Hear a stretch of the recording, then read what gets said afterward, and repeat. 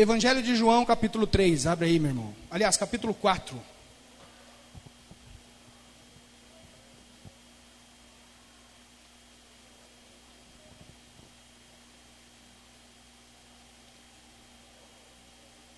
João, capítulo 4.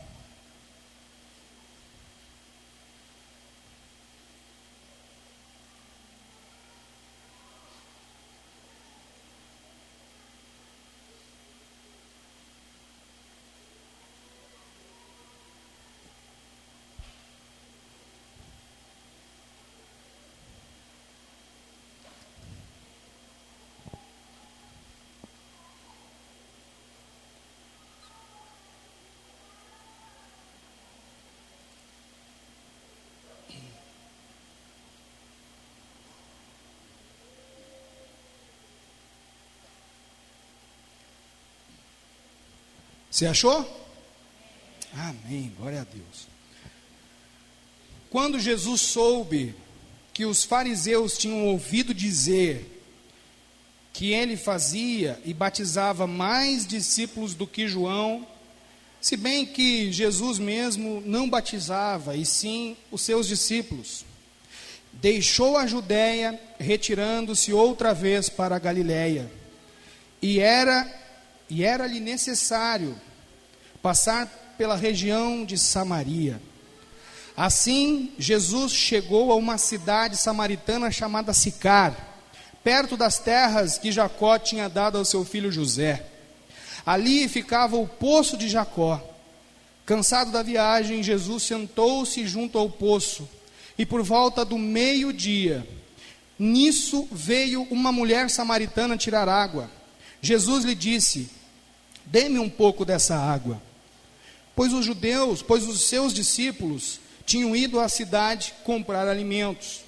Então a mulher samaritana perguntou a Jesus: como, sendo o Senhor um judeu, pede a mim, que sou samaritana, para que lhe dê água? Ela disse, né, irmãos? Ela disse isso porque os judeus não se dão com os samaritanos. Jesus respondeu: se você conhecesse o dom de Deus e quem é que está lhe pedindo água para beber, você pediria e ele lhe daria água viva. Ao que a mulher respondeu: o Senhor não tem balde e o poço é fundo, de onde vai conseguir água viva? Por acaso o Senhor é maior do que Jacó, nosso pai, que nos deu o poço do qual ele mesmo bebeu, assim como os seus filhos e o seu gado? Jesus respondeu: quem beber dessa água voltará a ter sede, mas aquele que beber da água que eu lhe der nunca mais terá sede. Pelo contrário, a água que eu lhe der será nele uma fonte a jorrar para a vida eterna. A mulher disse: Senhor, quero que me dê dessa água para que eu não mais tenha sede, nem precise vir aqui buscá-la. Jesus disse: vá, chame seu marido e volte aqui. Ao que a mulher respondeu: não tenho marido. Então Jesus disse: você tem razão ao dizer que não tem marido, porque 5 já tivestes, e esse que agora você tem não é seu marido. O que você disse é verdade. A mulher então disse: agora eu sei que o Senhor é um profeta. Nossos pais adoravam neste monte, mas vocês dizem que em Jerusalém é o lugar onde se deve adorar. Jesus respondeu: mulher, acredite no que eu digo. Vem a hora em que nem neste monte, nem em Jerusalém vocês adorarão ao Pai. Vocês adoram o que não conhecem, nós adoramos o que conhecemos, porque a salvação vem dos judeus. Mas vem a hora, e já chegou, em que os verdadeiros adoradores adorarão ao Pai em espírito e em verdade, porque são esses que o Pai procura para os seus adoradores. Deus é espírito, necessário que os seus adoradores o adorem em espírito e em verdade. A mulher respondeu: eu sei que virá o Messias chamado Cristo. Quando ele vier, nos anunciará todas as coisas. Então Jesus disse: eu sou o Messias, eu que estou falando com você. Naquele momento chegaram os discípulos de Jesus e se admiraram ao vê-lo falando com uma mulher. Mas nenhum deles perguntou: o que você está querendo? Ou por que o Senhor está falando com ela? Quando a mulher deixou o seu cântaro de água, foi à cidade e disse ao povo: venham comigo e vejam um homem que me disse tudo o que eu já fiz. Não seria ele, por acaso, o Cristo? Então saíram da cidade e foram até onde Jesus estava. Enquanto isso, os discípulos pediam a Jesus dizendo: mestre, coma. Mas ele lhes disse: tenho para comer uma comida que vocês não conhecem. Então os discípulos começaram a dizer entre si: será que alguém lhe trouxe algo para comer? Jesus lhes declarou: a minha comida consiste em fazer a vontade daquele que me enviou a realizar a sua obra. Vocês não dizem que ainda faltam 4 meses até a colheita? Eu, porém, lhes digo: levantem os olhos e vejam os campos, pois estão maduros para a colheita. Quem colhe recebe desde já a recompensa e ajunta o seu fruto para a vida eterna, para que se alegrem ao mesmo tempo o que semeia e o que colhe. Pois no caso é verdadeiro o ditado: um é o que semeia, outro é o que colhe. Eu os enviei a colher o que vocês não semearam.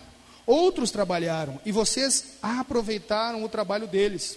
Muitos samaritanos daquela cidade creram em Jesus por causa do testemunho da mulher que tinha dito: ele me disse tudo o que eu já fiz.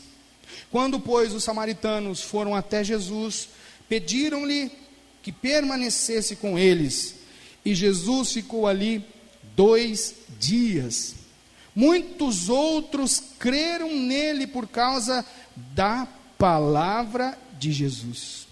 E diziam à mulher: agora não é mais por causa do que você falou que nós cremos, mas porque nós mesmos ouvimos e sabemos que este é verdadeiramente o Salvador do mundo. Pega a sua Bíblia, se você pode, ponha no seu coração. Pai, essa é a sua palavra, Deus. Nós te agradecemos, ó Deus, porque temos acesso à sua palavra. Nós te agradecemos, rendemos graças ao Senhor, porque moramos numa nação onde podemos livremente acessar a tua palavra e ouvir a voz do Senhor por meio das sagradas letras. Senhor, nessa noite fala conosco. Nessa noite, Deus, ministra ao nosso coração aquilo que o Senhor deseja. Ao pregador, Senhor, dá ousadia, intrepidez, sabedoria, discernimento, que não sejam apenas informações trazidas, mas a verdade do Senhor sendo ministrada aos nossos corações. Em nome de Cristo que oramos, e quem crê diz, amém. Irmãos,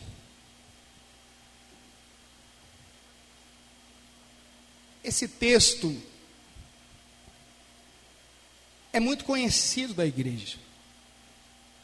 Muito provavelmente você não leu esse texto pela primeira vez. Muito provavelmente você que já tem um certo tempo de igreja, ou não, ou é novo convertido, você já ouviu falar desse acontecimento em que nós lemos, de Jesus sentar à beira de um poço e ali falar com uma mulher, e essa mulher servir de canal de evangelização para uma cidade inteira. Mas esse texto, ele traz também verdades que às vezes nós deixamos escapar.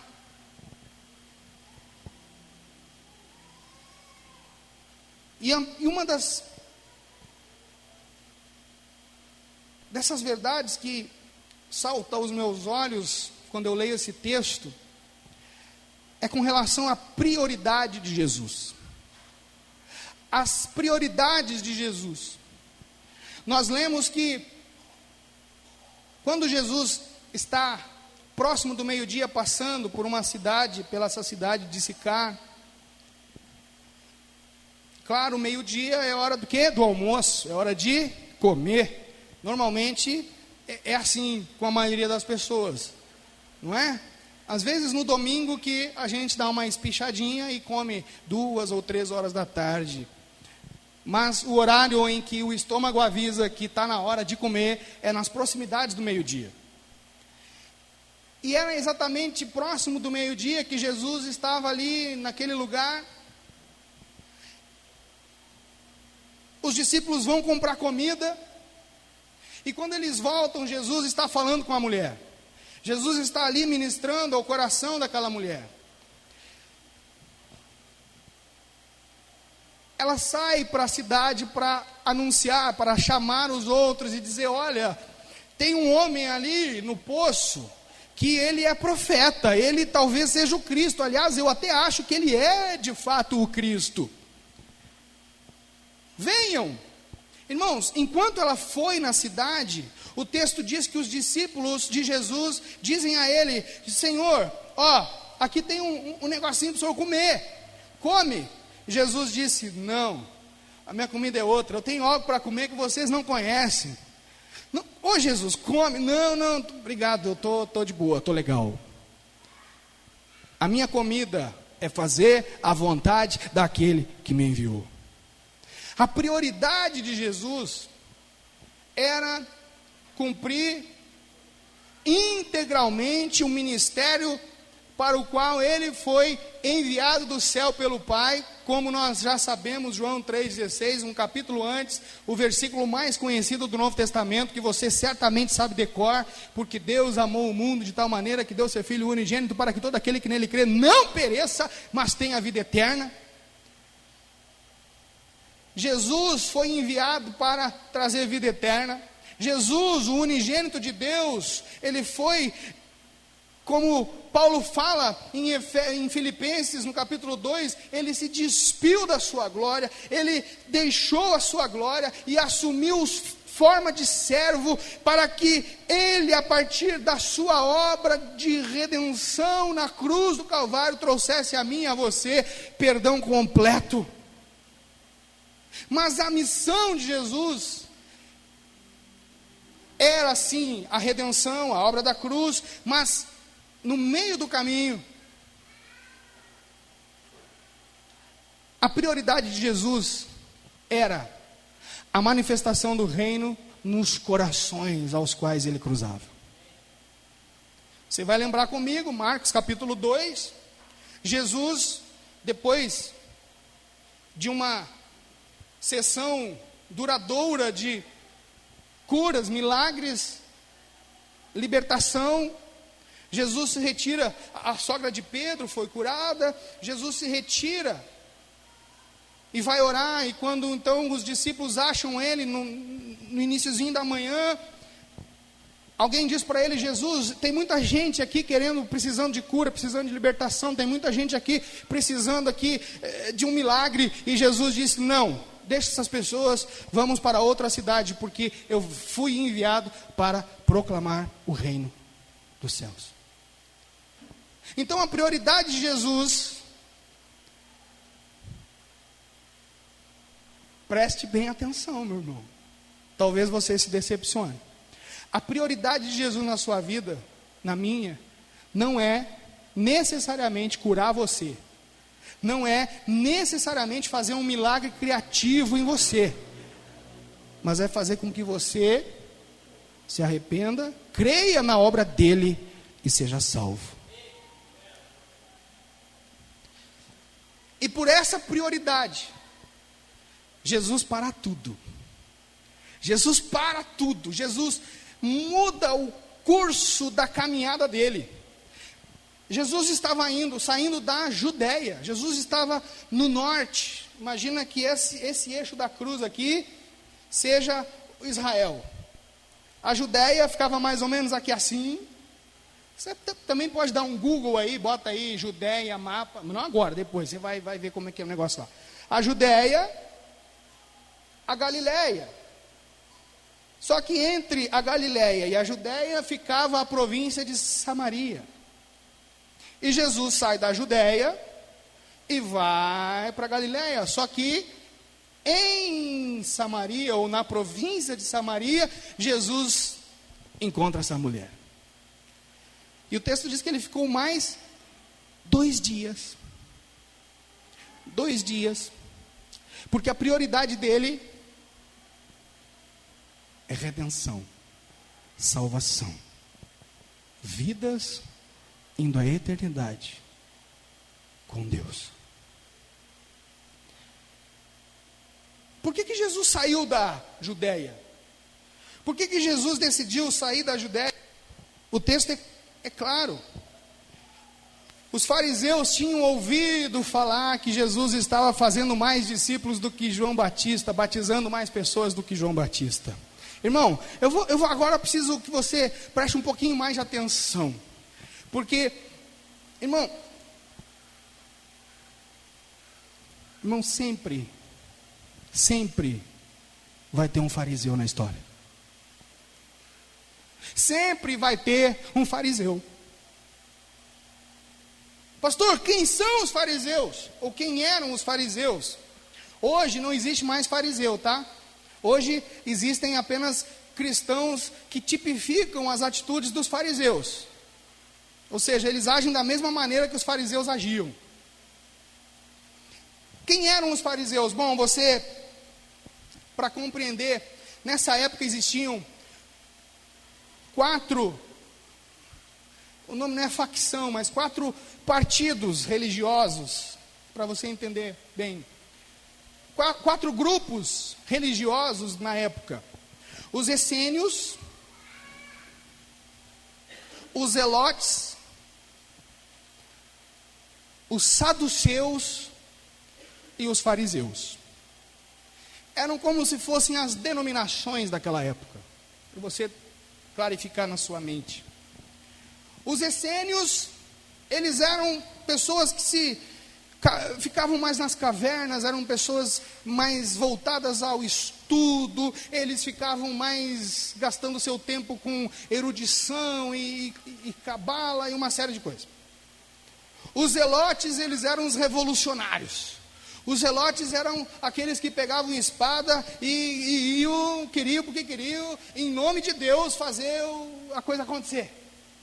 Não era bem assim, mas só para, estou exagerando um pouquinho.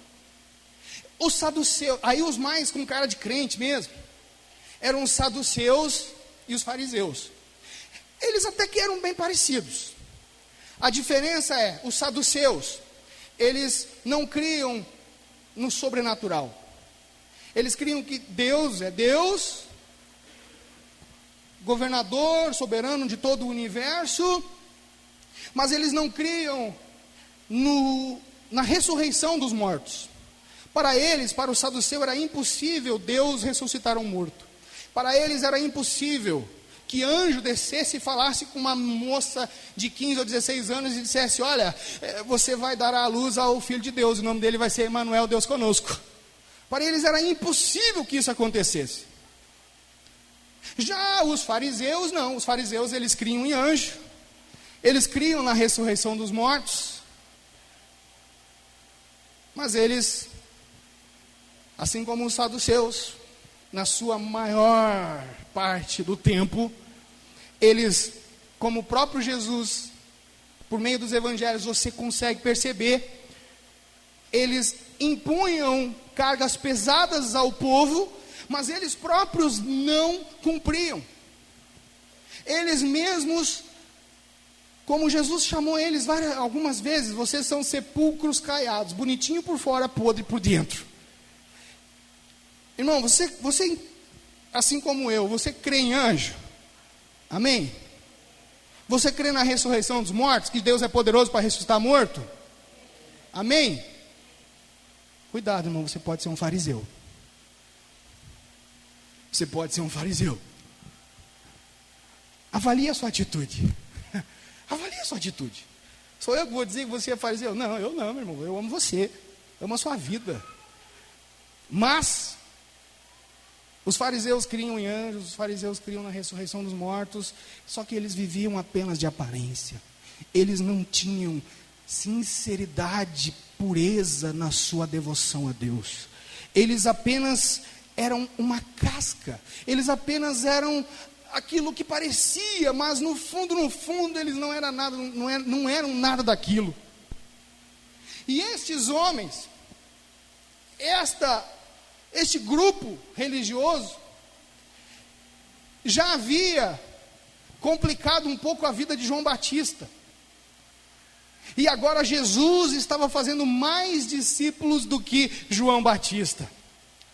Ô meu irmão, você imagina o que esses caras começaram a pensar no seu coração, o que esses caras começaram a idealizar com relação a Jesus. Jesus percebe isso e, não sendo o tempo dele ainda ir à cruz, Jesus resolve sair da Judéia e ir para a Galileia. Ou seja, irmão, sempre vai ter um fariseu querendo atrapalhar os planos de Deus. Sempre vai ter um fariseu com cara de crente, com jeito de crente, com perfume de crente, com falar de crente, com cabelo de crente, com careca de crente, não interessa. Sempre vai ter um que no fundo, meu irmão, só quer incomodar, só quer atrapalhar, quer entristecer alguém, quer entristecer outro alguém. Você vai ver, está sempre, tem confusão, você vai ver, aquela pessoa está no meio. O que eu faço, pastor? Eu odeio, eu entrego ela para Satanás. Algumas pessoas Paulo manda entregar para Satanás, não sei se é o caso, mas, irmão, está na Bíblia. Você lê a Bíblia, amém? Está na Bíblia, irmão. Você gosta da Bíblia?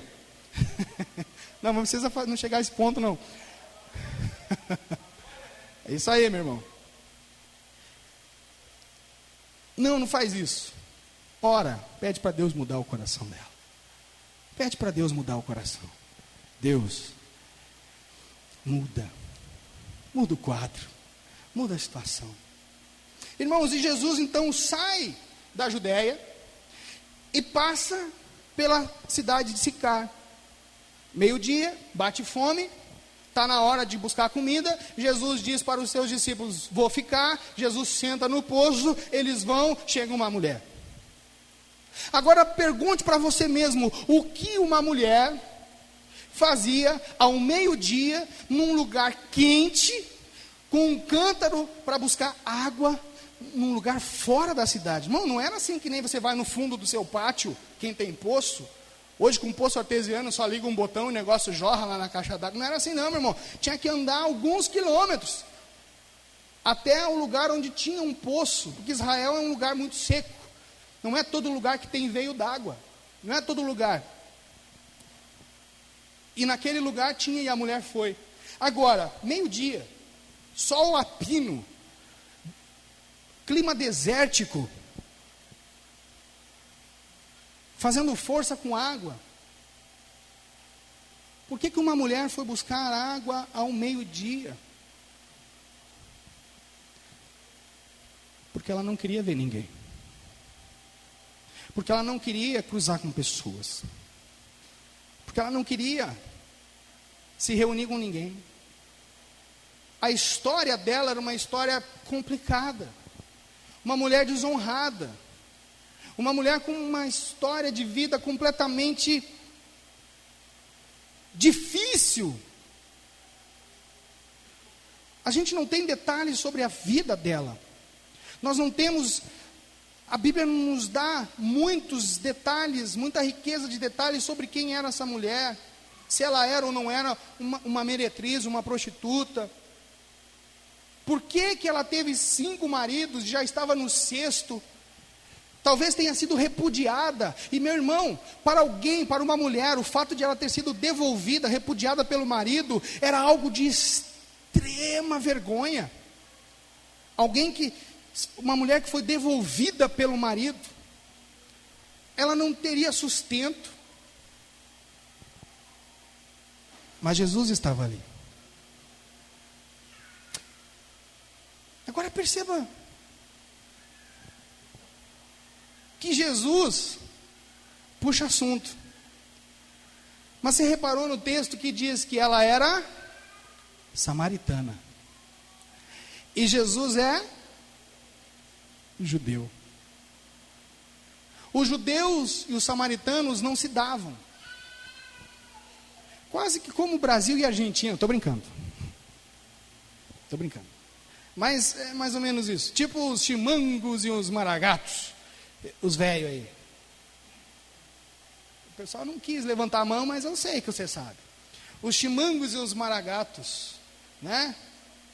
Quem olhou o tempo e o vento, eu não lembro o sobrenome dos personagens, mas famílias que... Por que os judeus não se davam com os samaritanos? Irmão, a história é muito longa. Quando Israel é levado cativo para a Babilônia,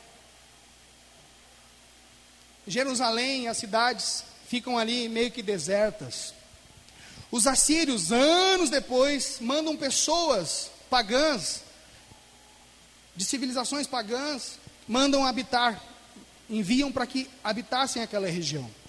Quando Israel volta do cativeiro, irmão, estava um negócio misturado ali. Era um monte de religião confusa, era um monte de culturas diferentes, e esse povo deu origem aos samaritanos. Por isso que eles, não sendo judeus puro sangue, os judeus, então, tinham restrições e muitas reticências com relação a eles, porque eles não eram puros, eles tinham misturas, quase como nós fazemos em muitos lugares, né? A gente vê um pecador, bem pecador mesmo assim, e a gente quase que não quer se aproximar, porque ele tem muito pecado, não é? A gente vê um homossexual e a gente não quer chegar perto porque não, tem muito pecado, eu sou crente mesmo, não posso dar a mão para alguém que vive assim, né? Ou uma prostituta, não vou, meu Deus, mulher sem vergonha, não quer chegar perto, é mais ou menos como nós cristãos fazemos em alguns momentos da nossa vida, no decorrer da história. Não, eu sou salvo, lavado e redimido no sangue de Jesus. Mas, não, você, misericórdia.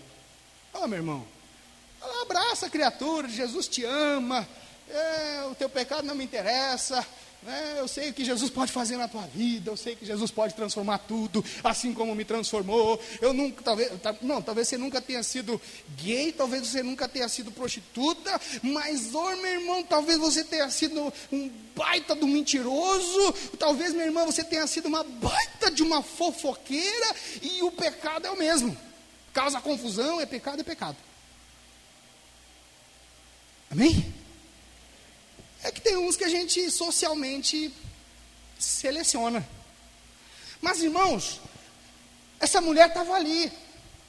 Jesus pede água. Me dá um pouco d'água. Como que tu, judeu, quer pedir água para mim que sou samaritana? Deixa eu falar um negócio para você. Se tu soubesse, conhecesse o dom de Deus e quem te pede água, você pediria e ele te daria água viva. Irmão, Jesus inverte o negócio. A mulher, ela rejeita Jesus. Não, como assim? Você é judeu? Eu não vou conversar com um judeu. Provavelmente ela já imaginou que Jesus fosse ofendê-la. Provavelmente ela já imaginou que Jesus fosse ser ríspido com ela, fosse maltratá-la. Mas ela estava falando com Jesus, o amor encarnado, o amor de Deus encarnado, e que veio trazer vida e mudar histórias.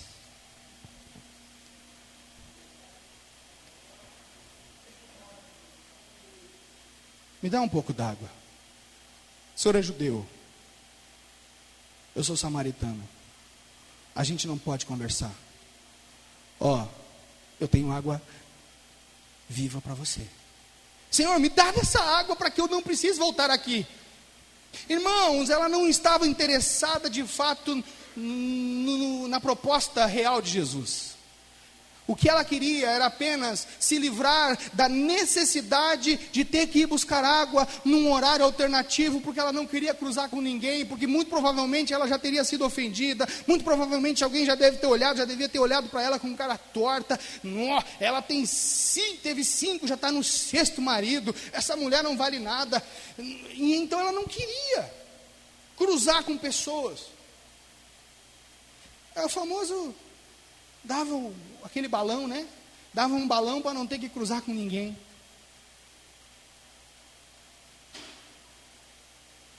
Nós somos assim, meus irmãos. Quando nós estamos nos sentindo culpados, quando você está se sentindo culpado, a primeira coisa que você, repare bem, a primeira coisa que você faz é se isolar. Quando você tem culpa martelando no seu coração, na sua mente, quando você não crê totalmente no perdão de Deus sobre a sua vida, você é uma pessoa, ou quando você de fato está em pecado, quando você de fato está precisando jogar para fora o pecado que está na sua vida, você se isola. Você não quer andar com ninguém, você não quer ver ninguém, você se afasta o máximo que der, você é evasivo o máximo que der. Por quê? Porque nós somos assim. É um instinto de defesa. Porque quanto mais nós nos aproximamos, mais nós mostramos quem nós somos de verdade. E quanto mais nós conversamos com as pessoas e vamos tendo intimidade, vamos ficando mais próximos, mais nós vamos deixando sair do nosso coração e externalizar aquilo que de fato está dentro do nosso coração. Então a primeira coisa que alguém em pecado, ou que alguém que já não está mais, né, já é perdoado, já se arrependeu, mas ainda não crê no perdão de Deus, essa pessoa tende a se isolar. Vamos lembrar de Adão? Adão pecou. O que ele fez? Adão, onde estás, Adão? Ô Adão, tu está aí. Eu pequei, e aí eu fiquei com medo do Senhor. Fugiu, se isolou, se escondeu. Essa mulher estava nessa situação, meu irmão. Essa mulher estava assim. Mas ela encontrou Jesus, aquele que dá água viva e jorra para a vida eterna.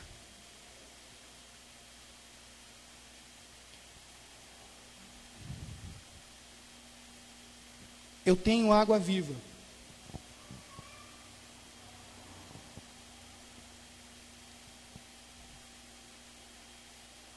E ela então perde essa água. No início ela tenta desviar o assunto com Jesus.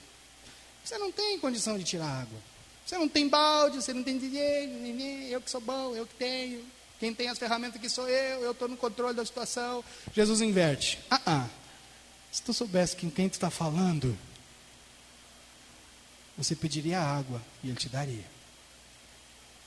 Ela se interessa. Jesus sempre tem algo que chama a nossa atenção. Jesus tem algo que chama a sua atenção. Talvez você não saiba o que é, mas sabe o que é, meu irmão? Jesus tem o endereço da sua casa. Jesus tem o endereço e a chave para a sua morada eterna. Jesus tem o endereço, a chave, e é Ele quem abre a porta para a sua vida eterna, para você e eu voltarmos para o nosso lar.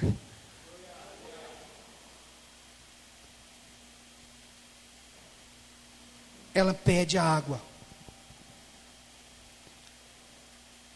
E Jesus então decide: agora é a hora de eu mudar essa vida.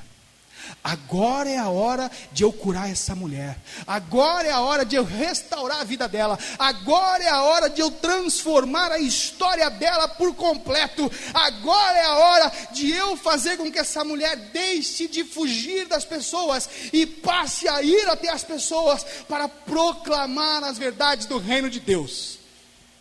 E Jesus diz para ela: chama o teu marido. Irmão, Jesus está indo onde agora? Direto na ferida dela. Jesus está indo de uma forma cirurgicamente espiritual. Pá! Lá onde estava doendo. Lá onde a acusação vinha no coração dela. Chama o teu marido. Eu não tenho marido. Bem disseste. Pois então, vamos conversar. Irmão, Jesus conhece tudo a seu respeito. Não adianta querer dar balão em Jesus. Não adianta você querer dar migué em Jesus. Não adianta você querer disfarçar mais ou menos, botar uma roupa diferente para que Jesus não te veja. Lembra de Zaqueu? Desce. Hoje eu vou pousar na tua casa. Não adianta. Quando Deus quer te achar, meu irmão, ninguém te esconde. Quando Deus quer te mostrar, ninguém te esconde.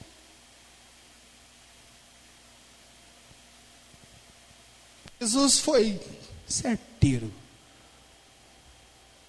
Irmão, onde é que Jesus tem que ser certeiro aí na tua vida? Eu sei que Jesus já foi certeiro com alguém hoje aqui. Eu sei. Sei que Jesus já tocou lá. Bem certinho. Tá. Na mosca, como falo. Eu sei. Não tenho marido. Verdade. 5 você já teve, e aquele que você tem agora não é seu. Irmão, que vida complicada dessa mulher. Você acha que é só você que tem vida complicada, ou que teve vida complicada? Não, meu irmão. Você não é o patinho feio da história, não. Claro que você também não é o patinho mais bonito, né? Não fica se achando também um pavãozinho, mas... meu irmão, tem coisa muito... calma, filho. Não precisa sofrer com isso, não. Não se martiriza. Deixa Jesus acertar no alvo. 5 você já teve. O que você tem não é seu. Chama lá e tal, pá. Jesus muda a história dela. Na hora, meu irmão, na hora, quando Jesus vai no ponto, na hora ela se volta para o quê? Para a adoração. Meu irmão, quando Jesus cura um coração, esse coração passa a adorar Jesus. Se você não tem desejo de adorar Deus, se você com a sua vida não adora e não glorifica o Senhor, querido, você está precisando de cura que vem dele para a sua vida. Se você não sente desejo de viver uma vida de adoração a Deus, você está em perigo, está precisando da água da vida que Jesus tem. Quando Jesus toca nela, com as palavras dele, ela diz: Senhor, onde é que a gente tem que adorar? Onde é que eu tenho que adorar? Eu tenho que adorar. O meu coração se inflou, meu coração se inflamou, meu coração pegou fogo agora, está ardendo algo aqui, a adoração está me chamando, eu estou sendo atraída para adorar o Criador de todas as coisas, mas como que eu faço? É no Girazim, onde os samaritanos, os nossos pais dizem que tem que ser no Monte Girazim, ou como vocês dizem, os judeus, que tem que ser lá no templo, que tem que ser lá em Jerusalém. Jesus acalma ela e diz: calma. Sossega, calma.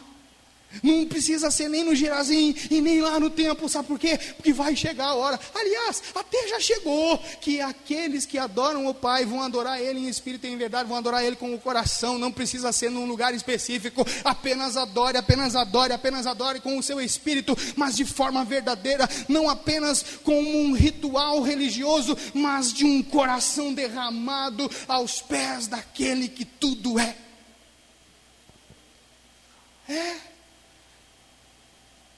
Ela então recebe isso. Cara, eu recebi o que eu precisava. Eu recebi o... Não precisa ser no Girazinho. Não. Nem lá no templo. Não, também, sabe por quê? Jesus não falou, mas vamos aqui, né, conjecturar que Jesus já sabia. Não precisa ser lá no templo, sabe por quê? Lá em Mateus 24, eu ainda vou dizer para os discípulos que não vai ficar pedra sobre pedra. Mateus 23, 24. Não vai ficar uma pedra em pé naquele negócio lá. Então não precisa ser lá no templo. Não precisa fazer tudo aquele ritual. Apenas um coração sincero, contrito e arrependido a Deus. Essa é a chave, irmão. É isso. É isso. É isso.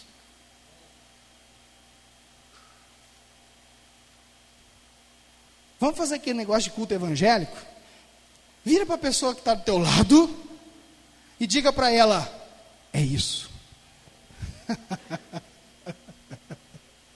É isso. É simples. Ô irmão, é simples. É simples. É simples. Irmão, é simples.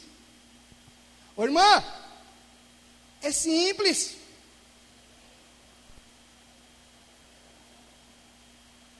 Simples. Jesus é simples. Você não precisa de um tantão de coisa. Você não precisa de um montão de coisa, de um montão de técnicas emotivas. Você não precisa, você só precisa de Deus. Eu quero te adorar. É isso, Deus. Eu não tenho nada, eu não sou nada. Eu até estou precisando de um monte de coisa, o Senhor está vendo, mas, Deus, agora eu não quero saber dessas coisas não. Deixa eu só ter um pouquinho de tempo aqui com o Senhor. Deixa eu só sentir um pouco o Senhor no meu coração. Deixa, Deus, talvez eu nem esteja sentindo, não consiga sentir, mas ainda que eu não sinta, Deus, eu sei que o Senhor está aqui. Ouve só a minha voz. Então deixa eu, Senhor, eu sei que o Senhor está ouvindo a minha voz, e fala com Deus, e abre o seu coração para Deus. E meu irmão, você vai ser fortalecido por Deus. A sua fé vai ser fortalecida. Os seus pés não vão cambalear. Você será fortificado. E quando você menos imagina, você está assim: oh meu Deus, quando que é o domingo? Quando que é o domingo? Tem domingo, vou para o culto. Você vem coração aberto, você canta, você pula, você, se quiser rolar no chão, você rola, você, meu Deus do céu, o Espírito Santo conduz a sua vida. Você até tem momentos difíceis, você até se entristece em um momento ou outro, mas a sua fé está inabalável, porque você está cheio do amor de Deus na sua vida. Você está convicto de que o próprio Deus habita em você, o Espírito Santo habita em você. Você é templo, você é casa de Deus, e a sua vida flui. A sua vida flui. Você não faz força, as coisas acontecem. Você, como é que aconteceu isso aí? Deus, obrigado, nem quero saber como que aconteceu. O Senhor é Deus, faz milagre mesmo, então está aqui. Amém. É para o Senhor, é do Senhor, porque dele, por ele, para ele são todas as coisas. É tudo dele, tudo por ele, tudo para ele. E o que acontece, irmão, a partir dessa conversa que Jesus tem com essa mulher? Meu Deus do céu, ela não resiste, ela não consegue resistir à vontade e o poder de Deus ardendo dentro dela. Ela que não queria ver ninguém, ela que não queria ter contato com ninguém, ela que ainda se esforçava para o meio-dia, o horário mais quente do dia, carregar um cântaro de água. O que o texto diz? O texto diz que aquilo que ela havia ido fazer lá já não importava mais, porque ela deixou o cântaro, e a partir daquele momento a prioridade dela também passou a ser a proclamação do reino de Deus às pessoas. Ela saiu de onde estava, ela saiu daquela posição miserável, ela saiu daquela posição de comiseração, ela saiu daquela posição de vítima da sociedade. Ninguém me ama, ninguém me quer, eu sou mesmo aquilo que as pessoas dizem que eu sou. Não, meu irmão, a partir daquele momento ela parou de se vitimizar, Ela recebeu o perdão de Deus, ela creu no perdão que recebeu, e ela agora deixou aquela água, o que ela tinha ido fazer já não importava mais. Ela entra na cidade, irmão, imagina as pessoas que já sabiam quem ela era, olhando para ela. Oh, essa mulher não quer ver ninguém, o que está acontecendo com ela? Ela então abre a boca e diz: ei, eu achei o Messias. Eu encontrei um homem que disse tudo o que eu fazia, um profeta. Ele é o Messias, ele é o Salvador. Irmão, a multidão vem, as pessoas vêm aonde está Jesus, e ardentemente no seu coração eles desejam: Senhor, fica conosco. Jesus, fica mais 2 dias. O que eu e você podemos aprender com isso? A sua atitude vai arder no coração de alguém. A sua atitude de proclamação do Evangelho vai fazer o coração de alguém arder por vontade de estar perto de Jesus. E querido, essa pessoa vai desejar que Jesus fique com ela. Talvez ela até cante aquela canção: fica, Senhor, já se faz tarde. Tens meu coração para pousar, faz em mim morada permanente. Fica, Senhor, meu Salvador. Fica, Senhor, já se faz tarde. Tens meu coração para pousar. Você sabe? Cante. Faz em mim morada permanente. Fica, Senhor, meu Salvador. O que você tem feito com aquilo que recebeu de Jesus? O que você tem feito com o Evangelho que você recebe? O que você tem feito com o Evangelho que você recebeu? O que você está fazendo? Você está provocando o que nas pessoas? Repulsa ao Evangelho? Ou desejo de permanecer com Jesus? Ah, mas a minha história, irmão, esquece a tua história. Essa mulher esqueceu a história dela. Ela esqueceu que a cidade inteira achava ela uma mulher não grata, uma pessoa desqualificada. Alguém que recebe cura na alma do Senhor. As pessoas podem achar o que quiserem achar, dizer o que quiserem dizer. Ela sabe quem é em Deus. Ela sabe o preço que Jesus pagou pela vida dela. E ela incendeia o coração dos outros.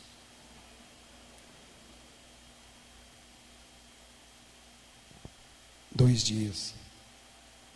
E agora as pessoas olham para ela e dizem: ó, irmão,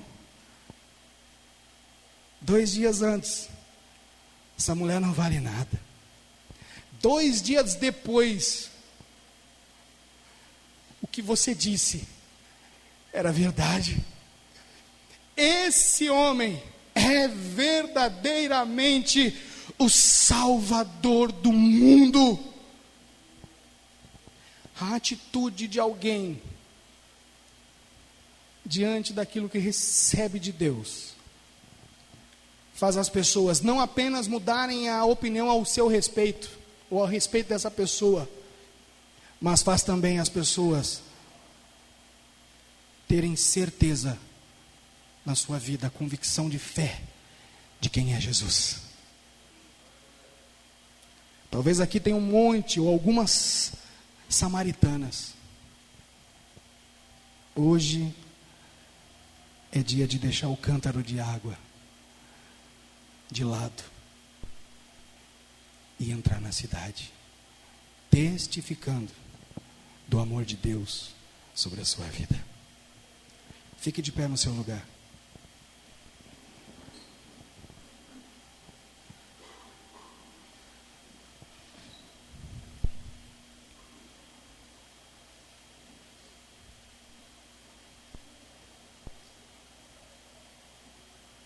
Todos nós temos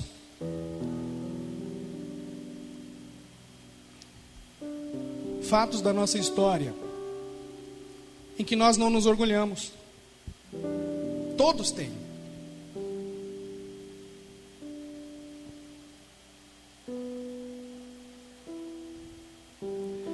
Mas todos nós temos à nossa disposição um Cristo perdoador, um Deus perdoador. Todos nós temos à nossa disposição um Deus que nos abraça, um Deus que, por meio de seu Filho ressurreto, nos atrai a Ele, nos chama de volta e diz que nós somos filhos dele. Não importa a história. Deixa eu falar uma coisa para você. Aonde você caiu, o erro que você cometeu, é exatamente por ele que Deus vai ser glorificado a partir da transformação da sua vida.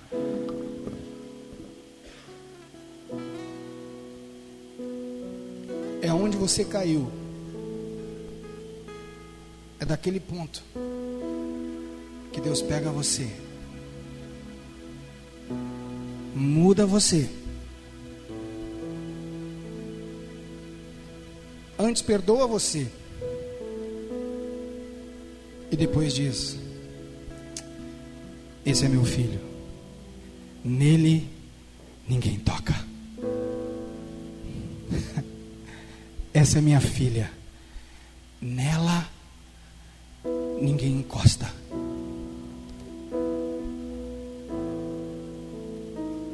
Esse é meu filho, essa é minha filha, e não importa a história dela, eu mudei a história para a glória do meu nome. É Deus quem te justifica. Entrega para Deus, reconhece, entrega e descansa no perdão que você recebe.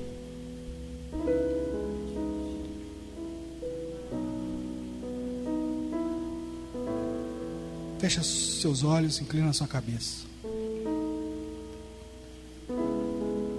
Repita comigo: Senhor Jesus,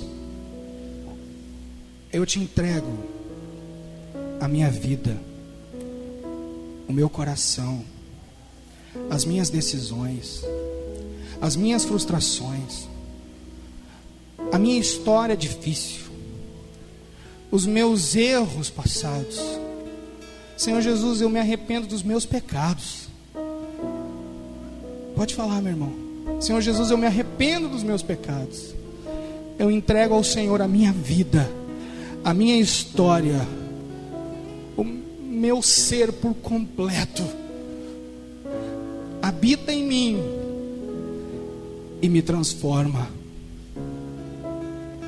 Querido irmão e irmã, se você orou, fez uma oração como essa pela primeira vez na sua vida, levante sua mão onde você está. Eu quero ver você, meu irmão. Se você fez essa oração pela primeira vez, se você reconhece que precisa de Jesus, se você reconhece que precisa da sua história mudada, levante sua mão bem alto, quero ver você. Se você quer receber Jesus no seu coração, pode vir aqui na frente, meu amigo. Pode vir aqui, querido. Pode vir. Pode vir, amigão. Pode vir.